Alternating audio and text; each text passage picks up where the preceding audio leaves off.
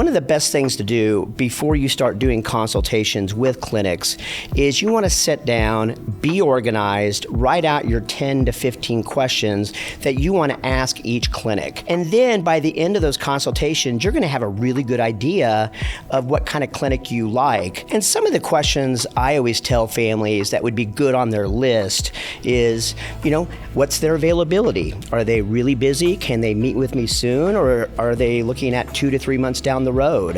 How do they create the embryos? Can they choose a gender of the embryo?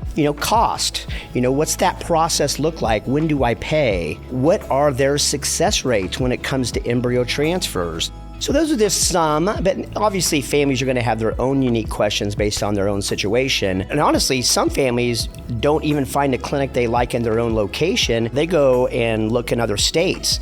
There's some really big clinics out there that do a very, very good job. And I always tell them this too, is if they needed an egg donor or a sperm donor, I first would talk to the fertility clinic doctor about this, because some fertility clinics, they may have their own egg or sperm donor list. Other clinics may have a good relationship with a sperm or egg donor bank that maybe they can piggyback on that relationship that they had a good experience with. And so I always tell families, probably the clinic is number one, and then going after the egg or sperm donor is number two if you need that.